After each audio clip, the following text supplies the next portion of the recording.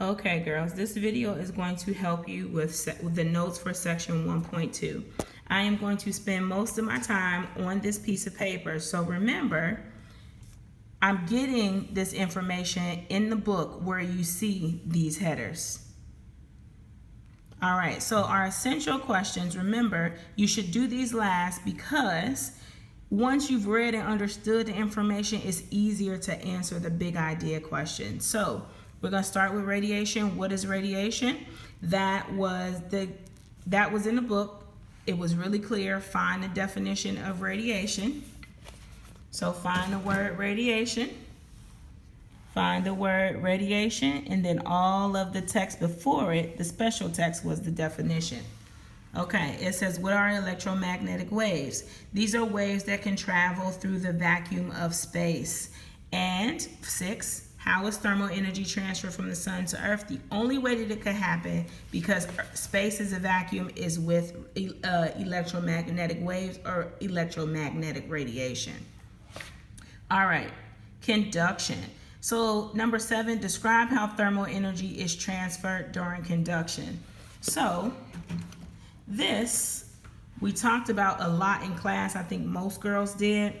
Here's the answer to that question. When particles with different kinetic energies collide, the particles with higher kinetic energy transfer energy to particles with lower kinetic energy. So that's the answer to number 7. So what you have here is the air colliding with the lemonade particles and transferring thermal energy. Now questions 8, 9, and 10. I am not going to go over those again because I already went over those in my video in the video for the activity book. And I go over, this is the activity book, and I go over that right here, and I go over that right here. So if you want the answers to 8, 9, and 10, you need to look at the video for the activity book. So I'm going to 11. Examples of thermal conductors are metals. So anything that's a metal is probably a good conductor of thermal energy. So the same thing with 11 and 12. These are in the activity book. Please watch the video for the activity book for lesson 2 to get the answers to 12 and 13, because I give a really good explanation about why these things happen. Number 14, examples of thermal insulators are non-metals. So things that are not metals, like cloth. If they were talking in the book a lot about the cloth on a seatbelt. 15, what is specific heat? So specific heat. Here we had the definition of specific heat. So Miss Natasha found where they highlighted specific heat, and then I'm looking for the italics. This that kind of looks like cursive is italics. It's the amount of thermal energy required to increase the temperature of 1 kilogram of a material by 1 degree Celsius. That's what specific heat is. And a low specific heat, what does that mean? That means that you do not need a lot of energy to heat up the material. So you don't need a lot of energy to raise the temperature of 1 kilogram of that material by 1 degree Celsius.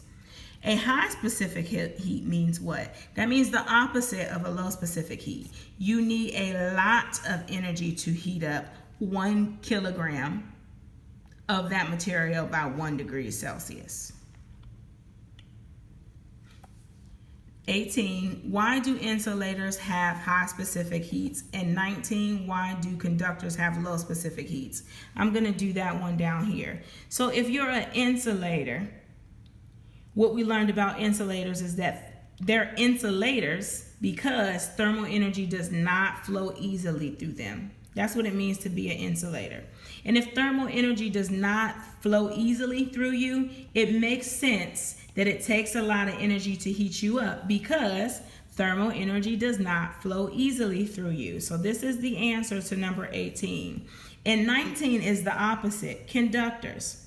If a material is a conductor, that means that thermal energy flows easily through it. So if thermal energy flows easily through it, that means that it does not take a lot of energy to heat it up. And this is what it means to have a low specific heat. So conductors have low specific heats because thermal energy flows easily through them.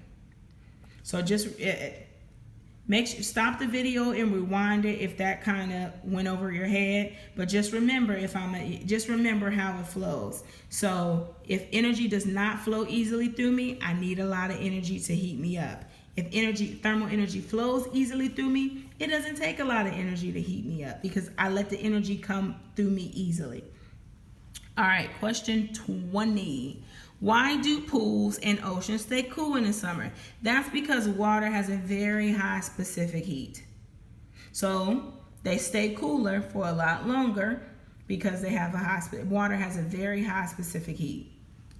Thermal energy and expansion. So what is thermal contraction?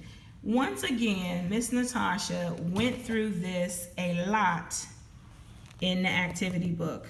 So I explained density and I explained thermal expansion and thermal contraction. So in order to get, this answer is in the textbook, if you need more explanation, please look at the video for the activity book. Why does thermal expansion happen? So thermal expansion happens, I'm gonna go down here, because when you heat up a material, why does thermal contraction happen? So thermal contraction happens because the particles lose thermal energy. And remember, to calculate thermal energy, I'm looking at the movement of the particles, that's kinetic energy, and how much space is between the particles. So if they're losing thermal energy, that means that the particles are slowing down and they're getting closer. So it would make sense for them to shrink. It would make sense for them to shrink or get smaller. Question number 23. Once again, this is in the textbook, very easy to spot, and it's also in the activity book where I tell you what thermal expansion is. So number 24, why does thermal expansion happen? It's the opposite of thermal contraction. So contraction means you get smaller. Expansion means that you expand or you get bigger. So the particles gain thermal energy. So that means that they speed up and they spread out. So the material gets bigger. It grows. Number 26, describe how thermal energy is number 25, thermal contraction and expansion happen in what states of matter? So it happens in solids, liquids, and gases. When most materials are heated, they go through thermal. When most materials are heated, they go through thermal expansion, and then when they lose thermal energy, when they cool off, they go through thermal contraction. So most materials expand when heated and contract when they cool off. And thermal expansion is easier to see with gases. That's what more visible means. It's easier to see with gases, and it's less visible. It's harder to see with solids, and liquids are somewhere in the middle. Question number 26, describe how thermal energy is transferred during convection. So during convection, it's really important for you to remember that you need just one fluid. So you need just one fluid. So it's happening within one thing, one fluid. The colder, and if it's cold, it's more dense. And if you don't understand density, please take a look at the video because I explain density. The more dense particle sinks. That means it goes to the bottom. The warmer, less dense particle rises. So that means it goes to the top. So in one fluid, the colder particles sink and the warmer, less dense particles rise. Fun fact, this is happening because the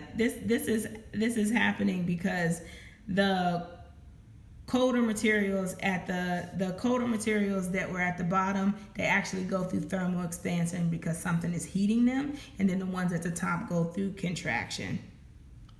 Fun fact, if you don't understand what I just said, never mind. Question number 27, convection happens in what states of matter? Fluids. And another way to say fluid is something that is not necessarily a liquid, but it can flow.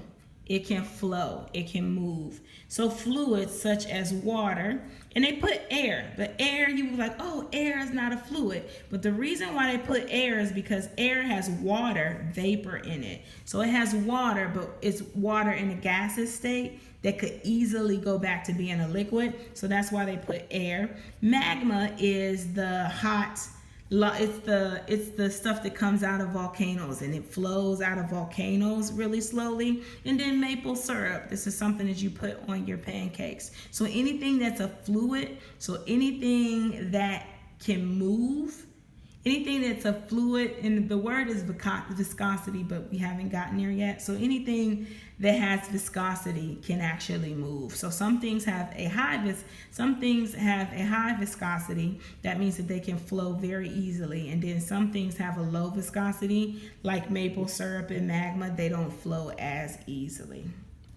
All right, girls, that is all I have for you for this one.